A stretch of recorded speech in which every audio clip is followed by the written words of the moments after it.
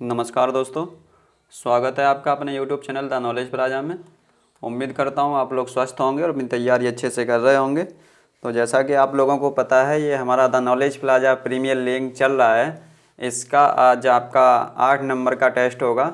कल एक टेस्ट आपका हो नहीं पाया था, कुछ तकनीकी समस्या आ गई थी इस वजह से।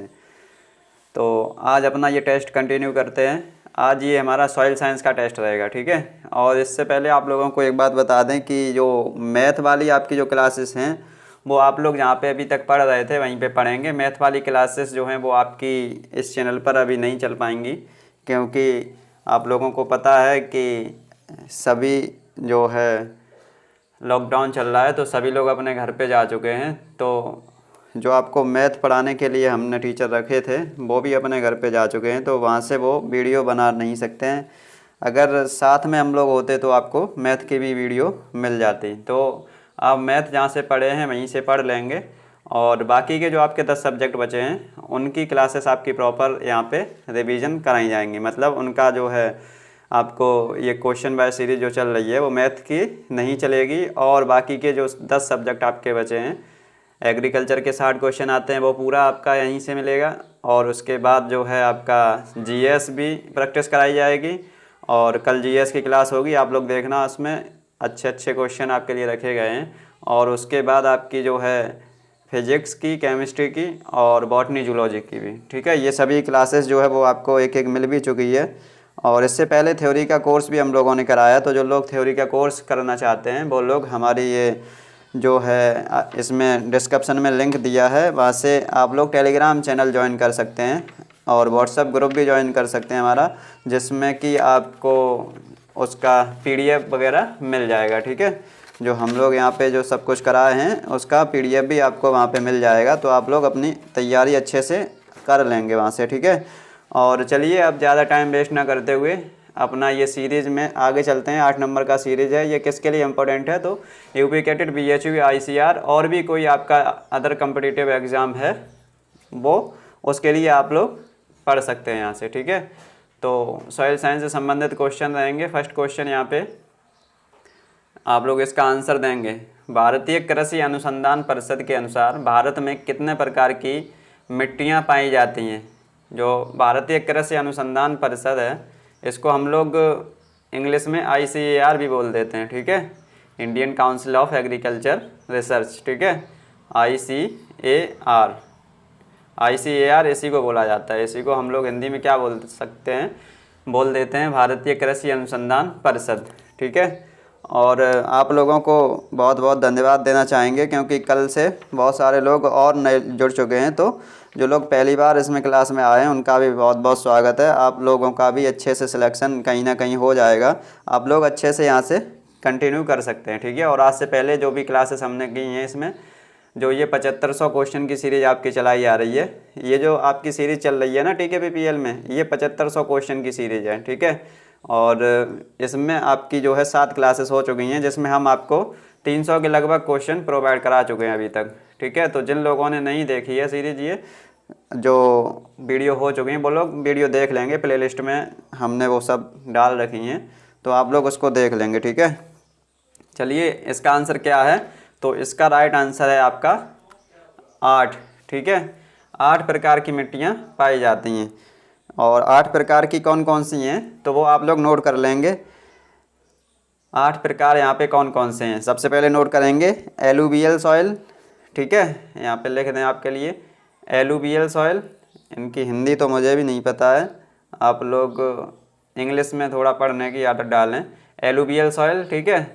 और दूसरा क्या है इसमें? दूसरा आपका ब्लैक सॉइल, ठीक है। काली मिट्टी इसको आप कह सकते हैं, ब्लैक सॉइल। आप लोग नोट कर लीजिए, क्योंकि कुछ लोग हमको अपना वो देख स्क्रीनशॉट वगैरह लेकर के भेजते हैं, वो लोग नोट्स बना रहे हैं, ठीक है। कुछ लोग हैं यहाँ पे पढ़ने वाले अच्छे स्टूडेंट, वो अपना नोट्स बना रहे हैं, तो उनके लिए कुछ एक्स्ट्रा यहाँ से देने की कोशिश करेंगे हम लोग। तो आप लोग यहाँ पे नोट कर लीजिए कि 8 इसका राइट आंसर है। तो 8 कौन कौन सी हैं? पहली एलुवियल सॉइल हो गई, दूसरी ब्लैक सॉइल हो गई, और इसके बाद रेड एंड येलो सॉइल। तीसरी क्या है? रेड एंड येलो सॉइल, ठीक है।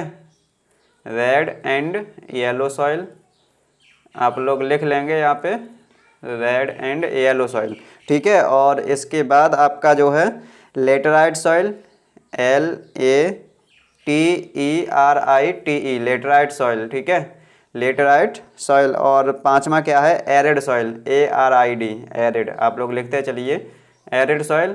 और अगला आपका क्या है यहाँ पे, सैलाइन सॉइल, ठीक है, सैलाइन सॉइल। और इसके बाद आपका क्या है, पीटी सॉइल, ठीक है, पीटी सॉइल। और इसके बाद आपका लास्ट जो है वो है फॉरेस्ट सॉइल, ठीक है, फॉरेस्ट सॉइल। तो ये 8 प्रकार की मृदाएं किसके अनुसार, तो ICAR के अनुसार। चलिए अगला क्वेश्चन देखते हैं। अगला क्वेश्चन क्या है, भारत में सबसे अधिक उपजाऊ मृदा कौन सी है। ये तो सभी लोगों को क्वेश्चन पता होगा, भारत में सर्वाधिक उपजाऊ मृदा कौन सी है, भारत में सबसे ज़्यादा उपजाऊ मृदा कौन सी है। तो इसका राइट आंसर क्या होगा आपका, जलोढ़ मृदा, ठीक है, जलोढ़ मृदा। अगला क्वेश्चन देखते हैं, 25 क्वेश्चन है इसमें, हम लोग जल्दी जल्दी क्वेश्चन कर लेंगे। इसके बाद हमारी एक क्लास और आएगी आज NCERT क्वेश्चन बेस्ड की, तो आप लोग उसमें भी आना नहीं भूलेंगे, क्योंकि आप लोग देख सकते हैं आपको केवल थोड़ी मेहनत करनी पड़ेगी, एक्स्ट्रा थोड़ी मेहनत करेंगे तो NCERT के क्वेश्चन भी आएंगे तो आप लोग उनको अच्छे से कर लेंगे, ठीक है। तो अभी आप लोग आएंगे NCERT के क्वेश्चन कराएंगे, बायोलॉजी के क्वेश्चन होंगे वो, और उसमें श्वसन से जितने भी क्वेश्चन बने हैं वो हमने बनाए हैं, ठीक है। श्वसन के जो श्वसन चैप्टर है आपका उसके क्वेश्चन होंगे, चाहे वो आपका कहीं पे भी श्वसन हो, एनिमल या जो है प्लांट। चलिए, भारत के सर्वाधिक क्षेत्र पर किस प्रकार की मिट्टी का विस्तार पाया जाता है, इसका भी आंसर आप लोगों को पता होगा। भारत के सर्वाधिक क्षेत्र पर जलोढ़ मृदा पाई जाती है। अगला क्वेश्चन देखेंगे, भारत के विभिन्न क्षेत्रों में विभिन्न प्रकार की मिट्टियां पाई जाती हैं, इसका प्रमुख कारण क्या है। आप लोग इसका आंसर देंगे, क्वेश्चन आप लोगों ने देख लिया होगा, ऑप्शन आप लोग देखेंगे। भारत के विभिन्न क्षेत्रों में विभिन्न प्रकार की मृदा क्यों पाई जाती है, तो जलवायु एवं उच्चावच की विविधता, जलवायु एवं संरचना की व्यवस्था, जलवायु एवं उच्चावच की विविधता, या फिर जलवायु एवं संरचना। और मतलब आप लोग देखते होंगे कि भारत के विभिन्न क्षेत्र में विभिन्न प्रकार की मृदा पाई जाती है। जैसे आप लोग महाराष्ट्र में चले जाएंगे तो दूसरी तरह की, यूपी में आ जाएंगे तो दूसरी तरह की, और इधर साउथ में आप लोग चले जाएंगे केरला वगैरह तमिलनाडु में तो वहाँ पे दूसरी तरह की मृदा पाई जाती है। उधर अगर आप लोग नॉर्थ में पहुँच जाएंगे जम्मू कश्मीर और लद्दाख की तरफ तो दूसरी, ऐसे ही ईस्ट वेस्ट में आप लोग जाएंगे तो क्यों वहाँ पे अलग प्रकार की मृदा पाई जाती है, क्योंकि वहाँ पे उसकी जलवायु अलग अलग होती है, उसकी संरचना और उच्चावच की ये भी अलग अलग होते हैं। विविधता का मतलब होता है अलग अलग, ठीक है। तो इसका राइट आंसर क्या है, डी। अगला क्वेश्चन आप लोग देख लेंगे, तटीय मैदानों और उत्तर भारत के मैदानों में उत्कृष्ट मृदा कौन सी है। तटीय मैदानों और उत्तर भारत के मैदानों में उत्कृष्ट मृदा कौन सी है, मतलब उत्कृष्ट का यहाँ पे क्या है, जो सबसे अच्छी मृदा कौन सी है, ठीक है। तो तटीय मैदानों और उत्तर भारत के मैदानों में कौन सी सबसे अच्छी मृदा है, जलोढ़ मृदा, ठीक है, जलोढ़ मृदा। अगला क्वेश्चन देख लेंगे यहाँ पे, जो पुरानी जलोढ़ मिट्टी को और किस नाम से जाना जाता है, खादर, बांगर, कल्लर या रेंगुर। तो ये आप लोगों ने पढ़ा होगा अपने 11th क्लास में, वहीं से आपका क्वेश्चन लिया गया है। तो पुरानी जलोढ़ मृदा जो होती है उसको हम लोग बांगर बोलते हैं, ठीक है। और जो नई जलोढ़ मृदा होती है वो आप लोग नोट कर लेंगे, यहाँ पुरानी है तो इसका आंसर बांगर है, ठीक है। और जब नई यहाँ पे लिखा होगा, नई जो जलोढ़ मृदा होती है उसको किस नाम से जानते हैं, तो उसको खादर के नाम से जानते हैं। अगला क्वेश्चन देखेंगे, 7 नंबर क्वेश्चन, और आप लोग को आंसर कैसे करना है, जो पहली बार जुड़े हैं वो लोग नोट कर लेंगे कि 6 का बी सही था तो 6 और बी, ठीक है। 7 का अगर ए सही है तो 7A, ठीक है। नई जलोढ़ मिट्टी को और किस नाम से जानते हैं, ये भी यहाँ पे क्वेश्चन रख दिया गया है, तो ये हम पीछे करा चुके हैं। खादर को नई, और जो है जो पुरानी जलोढ़ मृदा होती है उसको बांगर के नाम से जानते हैं। अगला क्वेश्चन देख लेंगे आप लोग, भारत का संपूर्ण उत्तरी मैदान किस प्रकार की मिट्टी से बना है। भारत का संपूर्ण उत्तरी मैदान किस प्रकार की मिट्टी से बना है, 8 नंबर क्वेश्चन है, और आप लोग इसका आंसर सही से देंगे। भारत का संपूर्ण उत्तरी मैदान किस प्रकार की मिट्टी से बना है, काली मिट्टी, जलोढ़ मिट्टी, लेटराइट मिट्टी या शुष्क मिट्टी। तो इसका राइट आंसर क्या है, जलोढ़ मिट्टी, ठीक है। उत्तरी जो भारत का संपूर्ण उत्तरी मैदान है वो किस मिट्टी का बना है, तो जलोढ़ मिट्टी का, ठीक है। यहाँ पे बहुत सारी नदियाँ आती हैं और वो अपना, ये आप लोग ज्योग्राफी में पढ़ेंगे, अभी आपको समझ में नहीं आएगा तो आप लोग केवल सुन लेंगे। जो बहुत सारी नदियाँ अपना जो बाढ़ आती है इन्हीं क्षेत्रों में, तो जो नदियों की उपजाऊ मिट्टी लेकर आती हैं वो यहीं क्षेत्रों में आ जाती है, मैदानी क्षेत्रों में, ठीक है। तो आप लोग यहाँ पे इसका राइट आंसर जलोढ़ मृदा लगाएंगे। 9 नंबर क्वेश्चन और इसका आंसर आप लोग देंगे, जलोढ़ मिट्टी में जब बालू के कण और चीका की मात्रा लगभग बराबर होती है तो उसे क्या नाम दिया जाता है। जब जलोढ़ मिट्टी में बालू के कण और आपका चीका की मात्रा अगर बराबर हो जाए तो उस जलोढ़ मिट्टी को हम लोग क्या नाम देंगे, कल्लर, रेगुड़ या रेह या फिर दोमट। तो इसका राइट आंसर क्या है, दोमट इसको बोल देंगे। जब जलोढ़ मिट्टी में बालू के कण और चीका की मात्रा लगभग समान हो जाती है तो उसको हम लोग दोमट मृदा बोल देते हैं। ठीक है, अगला क्वेश्चन, कपास की खेती के लिए सर्वाधिक उपयुक्त मिट्टी कौन सी है। कपास की खेती के लिए आप लोगों को पता होगा, जब आपके सर ने बताया था, जब कपास कराई थी आपके सर ने इसी चैनल पर, तो आपको बताया था कपास की खेती के लिए सर्वाधिक जो सर्वोत्तम मृदा कौन सी होती है, तो वो काली मिट्टी होती है। ठीक है, और अगला क्वेश्चन देख लेंगे यहाँ पे, निम्न में से कौन सी मिट्टी प्रायद्वीपीय भारत में अधिकतम क्षेत्र पर विस्तृत है। प्रायद्वीपीय भारत में अधिकतम क्षेत्र पर विस्तृत होने वाली कौन सी मिट्टी है, इसमें जलोढ़ मिट्टी, लाल मिट्टी, काली मिट्टी या लेटराइट मिट्टी, तो काली मिट्टी। ठीक है, 11 नंबर क्वेश्चन का आंसर आपका सी सही है। अगला क्वेश्चन जल्दी जल्दी क्वेश्चन हम लोग कर लेंगे, 25 क्वेश्चन, उसके बाद अभी आने वाली क्लास में मिलेंगे। फिर काली मिट्टी का विस्तार कहाँ पर पाया जाता है, महाराष्ट्र में, मध्य प्रदेश में, गुजरात में या इनमें से सभी में। तो काली मिट्टी आपको पढ़ाया था कि काली मिट्टी जो होती है वो महाराष्ट्र में भी पाई जाती है, मध्य प्रदेश में भी और गुजरात में भी। तो इसका राइट आंसर क्या है, डी ऑप्शन, सभी में। अगला क्वेश्चन देख लेंगे आप लोग, लावा के प्रवाह से किस मिट्टी का निर्माण होता है। लावा के प्रवाह से किस मिट्टी का निर्माण होता है। ये सभी क्वेश्चन इंपॉर्टेंट क्वेश्चन हैं और ये किसी ना किसी परीक्षा में आपके आए हुए हैं। तो इन लोगों को जो इन प्रश्नों को सीरियस लेंगे उनके लिए अच्छी बात है, और जो लोग मजाक में लेंगे तो उनके लिए और अच्छी बात है। ठीक है, उन लोगों का सिलेक्शन अगर जो लोग चाहते हैं कि इसी साल हो जाए तो वो लोग सीरियस रहेंगे पढ़ने के प्रति। ठीक है, और लावा के प्रवाह से किस मिट्टी का निर्माण होता है, तो ऑप्शन आपने देख लिए होंगे, काली मिट्टी का निर्माण होता है। अगला क्वेश्चन देखेंगे, 14 नंबर क्वेश्चन, निम्न में से किस मिट्टी को रेंगुर मिट्टी के नाम से भी जाना जाता है। इनमें से कौन सी मिट्टी है, इसको रेंगुर मिट्टी के नाम से भी जानते हैं हम लोग, काली मिट्टी, जलोढ़ मिट्टी, दोमट मिट्टी या फिर लाल मिट्टी।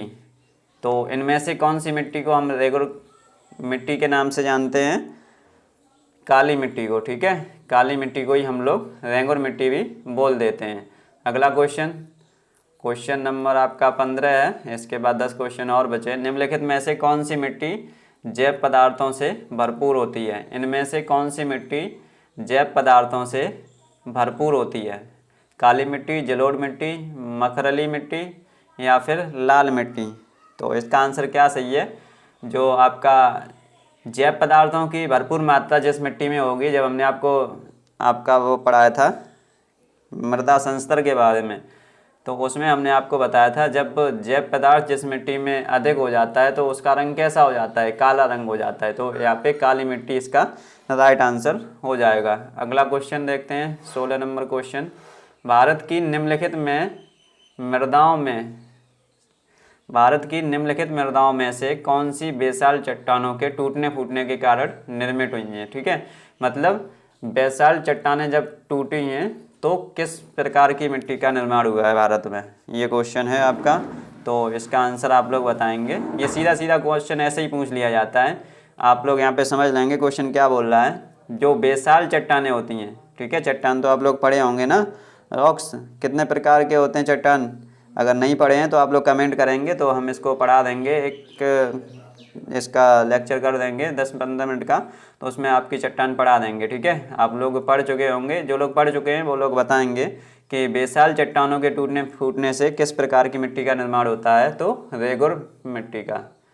अगला क्वेश्चन देखते हैं यहाँ पे, किस मिट्टी में कृषि के लिए सिंचाई की आवश्यकता नहीं होती है। ये इम्पोर्टेंट क्वेश्चन है। ठीक है, किस मिट्टी में कृषि के लिए सिंचाई की आवश्यकता नहीं होती है, मतलब ऐसी कौन सी मृदा है जिसमें हम लोग अगर कृषि करें तो उसमें सिंचाई की आवश्यकता नहीं होगी। अब बिल्कुल ही तो नहीं होगी, यहाँ पे नहीं लिखा है, लेकिन इसमें थोड़ी बहुत होती है। तो कौन सा है, इसमें राइट आंसर आपका काली मिट्टी है। काली मिट्टी ऐसी मिट्टी होती है, इसमें हम लोग अगर कृषि करेंगे तो सिंचाई की इसमें कोई आवश्यकता नहीं होगी। एक आध सिंचाई लग जाए तो लगा सकते हैं, लेकिन इसमें कोई सिंचाई की आवश्यकता नहीं होती है। अगला क्वेश्चन देखते हैं, धान की खेती के लिए सर्वाधिक आदर्श मृदा कौन सी है? धान की खेती के लिए सबसे अच्छी मृदा कौन सी मानी जाती है? काली मिट्टी, जलोढ़ मिट्टी, लाल मिट्टी या फिर लेटराइट मिट्टी? तो आप लोगों को पता ही होगा कि हमारे यहाँ पे जो है यूपी के क्षेत्र में धान बहुत अधिक धान की बुवाई होती है। तो इसका मुख्य कारण क्या है? क्योंकि यहाँ पे जलोढ़ मृदा पाई जाती है। ठीक है, तो धान की खेती के लिए सर्वाधिक अच्छी जो सबसे अच्छी मिट्टी कौन सी होती है? तो जलोढ़ मिट्टी होती है। ठीक है, अगला क्वेश्चन देखो, लेटराइट मिट्टी मुख्यतः पाई जाती है। लेटराइट सॉइल जो होती है वो कहाँ पर पाई जाती है? मालाबार तटीय क्षेत्र में, कोरोमंडल तटीय क्षेत्र में, बुंदेलखंड में या बघेलखंड में? तो इसका राइट आंसर क्या है? लेटराइट जो सॉइल होती है वो मालाबार तटीय क्षेत्र में पाई जाती है। ठीक है, 20 नंबर क्वेश्चन आप लोग देखेंगे। इसके बाद 5 क्वेश्चन और हैं। निम्नलिखित राज्यों में से किस में भारत की सबसे बड़ी अंतर्देशीय लवड़ी आर्द्रभूमि है? अब क्वेश्चन जो है आप लोग इसके ऑप्शन देखेंगे, गुजरात, राजस्थान, हरियाणा या फिर मध्य प्रदेश। तो इसका राइट आंसर क्या है?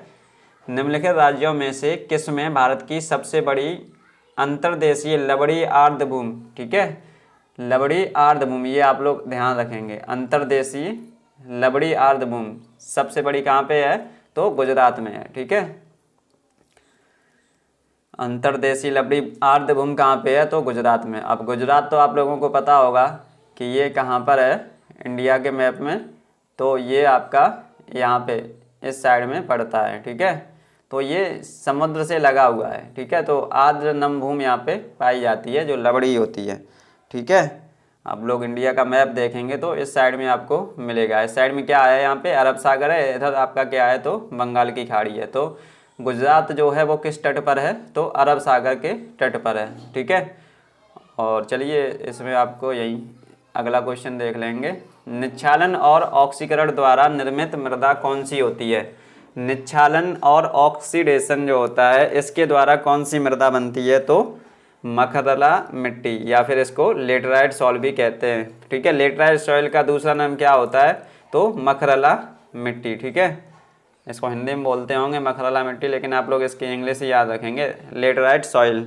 अगला क्वेश्चन आप लोग देखेंगे, निम्नलिखित में से कौन सी मिट्टी चाय बागानों के लिए उपयुक्त है?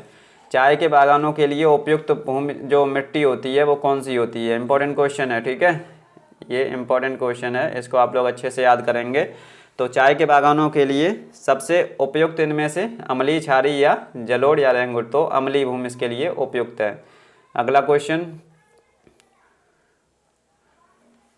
अगर आपसे यहीं पे ये पूछ लिया जाए इसमें कि जो चाय के बागान ज़्यादातर कहाँ पे होते हैं? तो आप लोगों को पता होगा असम क्षेत्र में जो है चाय के बागान ज़्यादा होते हैं। तो इसका मतलब क्या है कि असम का जो क्षेत्र होता है वहाँ पे अम्लीय भूमि की मात्रा ज़्यादा होगी। चलिए अगला क्वेश्चन देख लेंगे, लाल मिट्टी का लाल रंग किसकी उपस्थिति के कारण होता है? बहुत ही ज़्यादा इंपॉर्टेंट क्वेश्चन है ये, आप लोग अच्छे से याद करेंगे इसको। इसका आप लोग स्क्रीनशॉट भी ले सकते हैं। लाल मिट्टी का लाल रंग जो होता है वो किसके कारण होता है? फेरिक ऑक्साइड की उपस्थिति के कारण। ठीक है, फेरिक ऑक्साइड की उपस्थिति के कारण लाल मिट्टी का लाल रंग होता है। अगला क्वेश्चन देखेंगे, सेकंड लास्ट क्वेश्चन है ये आज का।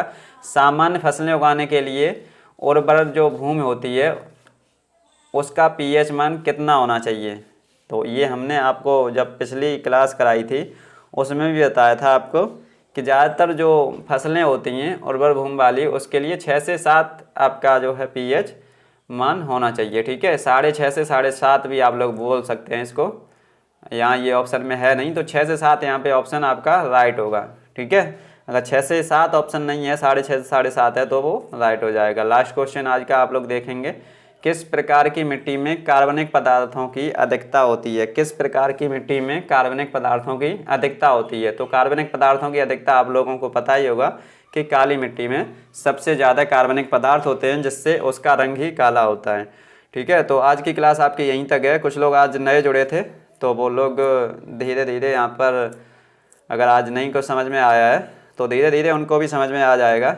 आप लोग ऐसे ही जुड़े रहेंगे। ठीक है, अगर एक दिन तो आप लोगों को हमारी बोली वगैरह समझने में भी लग जाता है, तो आप लोग ऐसे ही जुड़े रहेंगे, ठीक है। आप पता नहीं कहाँ से हों और कैसी बोली बोलते हों, तो एक दो दिन आपस में एक दूसरे को समझने में लग जाता है, तो आप लोग ऐसे ही जुड़े रहेंगे और डेली आएंगे, ठीक है। 4-5 दिन में आप लोग अपने आप में बहुत ज़्यादा अंतर देखेंगे, ठीक है। चाहे कोई बच्चा कहीं भी तैयारी कर रहा हो, वो प्रैक्टिस के लिए यहाँ पे आ सकता है, ठीक है।